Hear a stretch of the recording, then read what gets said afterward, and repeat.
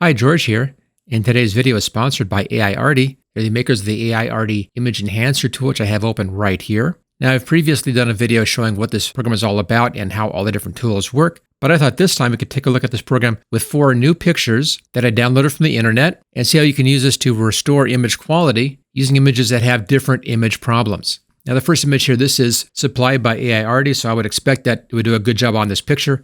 So I'm using 4 new pictures, and I'll start off with this one right here. And it's a nice picture of just some little kittens in here, and has some interesting problems with it. Obviously, it's a real shallow focus, focusing here on the kitten's face right here.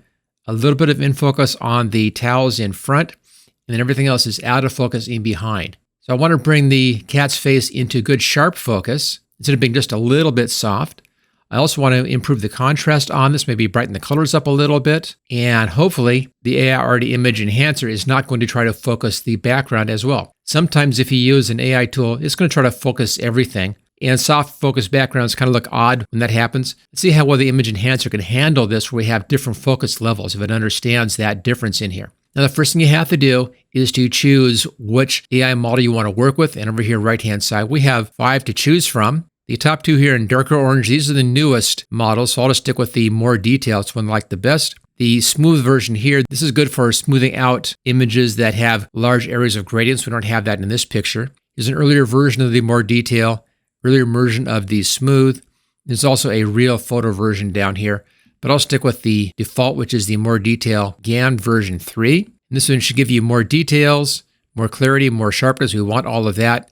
Also de-blur and denoise, and better hair and skin. So the better hair will help us in here. The denoise, I think that's going to help us a little bit. The de-blur, that's the main thing I want.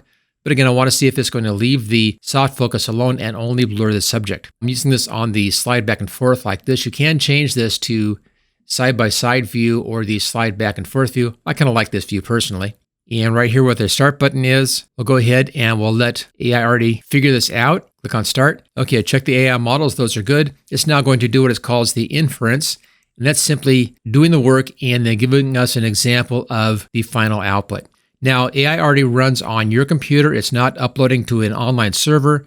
It's going to be doing it right here on my desktop. And that's very useful if you're in a business situation. It was that fast to do that inference, and it looks real nice. So here's the out of focus blurry version, and here is the in focus version. I think that did a great job on that. Hair's in here for the whiskers, really nice, real blurry in there. Did a real nice clean job on that. Let's take a look at the background cat back here and the one back here. Let's see if those have been touched or not. And it looks like those have been left alone. So the Aiarty Image Enhancer has understood that we have a shallow focus, and it has focused what should be focused, and it left everything else alone. Okay, now I never stop with just putting new focus onto a picture. I want to go ahead and check everything else. This picture looks like it's a little bit on the cool side, just judging by what should be a white blanket down here, white towel. Maybe a little bit warmer on the tone in here. And we can also check our exposure. Exposure looks pretty good, but I tend to like having a little bit more contrast and a little bit more saturation. Let's come down here. The section that says color. Let's open this up and move our temperature up just a little ways to the right, not very far, and just warm those tones up. And whenever I use a slider control, I tend to rock it back and forth like this. I can go clear to the top and rock back. And by rocking back and forth, I can compare. And I think right around in here, to my eye, looks better. I want just a bit more warmth in there. I think it looks more realistic. And let's give this a little bit more contrast possibly here. Just a touch. That looks good. And if you're not happy with any of these settings, you can just hit the redo button right there. It puts it back to the default setting. A little more contrast here. Let's come in and add a little bit more on the whites. Just brighten those up a little bit and darken the blacks down just a bit, just adding in some more contrast in here. Maybe I'll leave the blacks alone. And I'll bring in just a little bit more saturation. There we go. And I think that's a much nicer image. So here's our before and here's our after. Vastly improved on this. And what could have been a very difficult picture, the Image Enhancer has handled this without any trouble at all. So there we go. There's our first test, and I think this one's a win. Okay, let's take a look at a low light level image.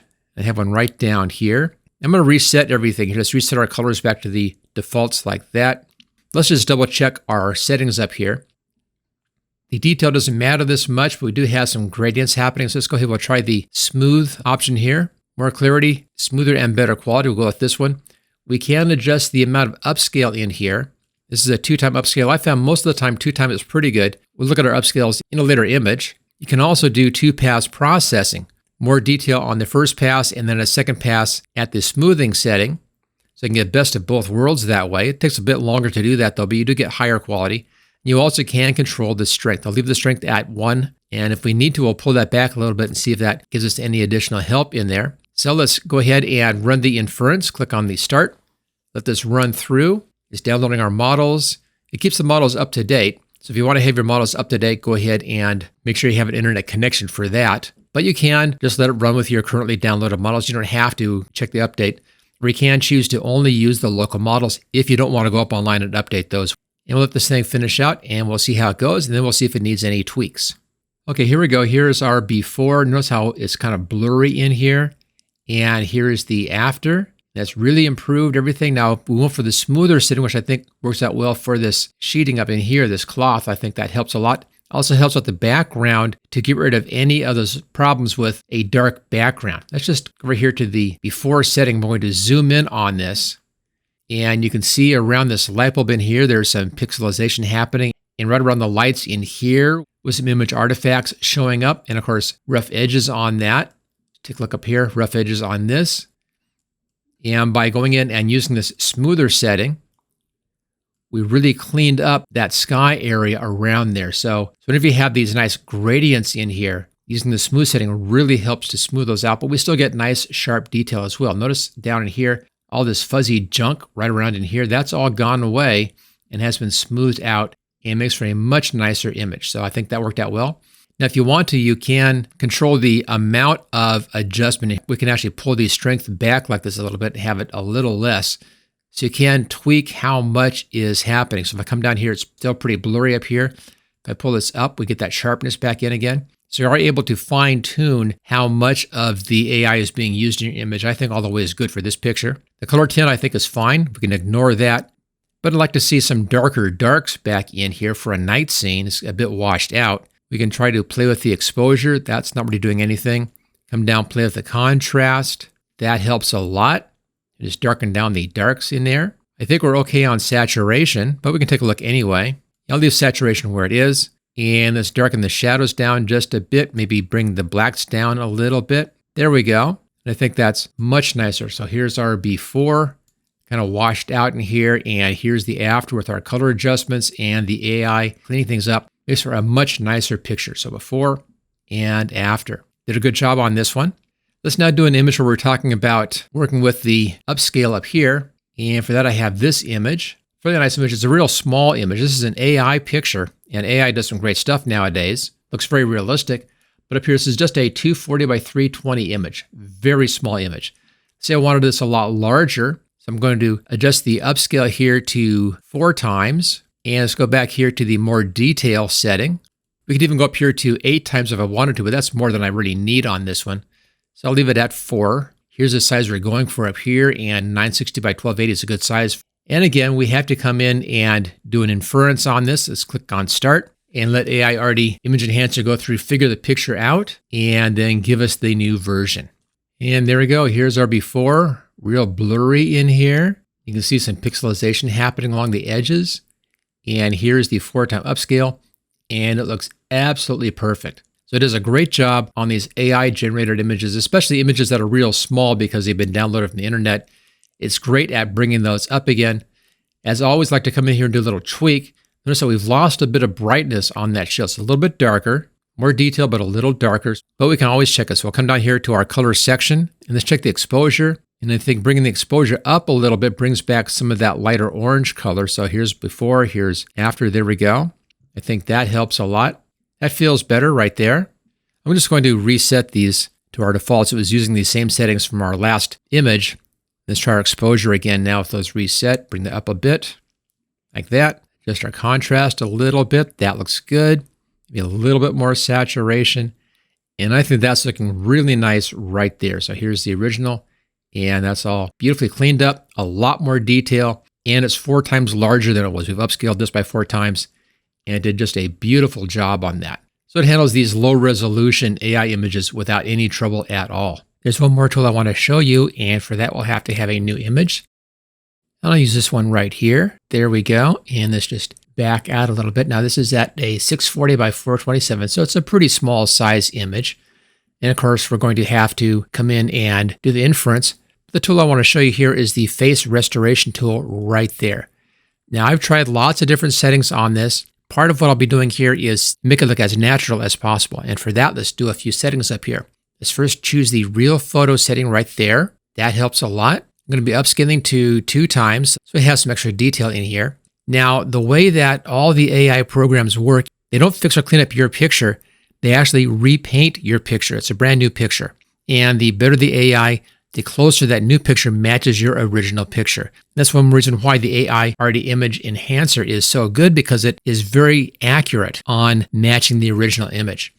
Okay, so down here we have a strength control. Now I want to have as little as possible here, so let's just take this down to 0. So it is still giving us a new picture, a repainting of this, but it's doing the minimal amount of AI adjustment on that. That's what you want. And you want to have face restoration checked right here. And we're going to be doing a gradient overlay, which I think works out better. Now, I've made some changes in here, made some adjustments. So let's come down here, click the refresh button, and we'll get a brand new inference on this. And let's come down and reset our color settings. And here we go. And you can see what a nice job this did in here. And again, the trick on this is that you want to be using that real photo.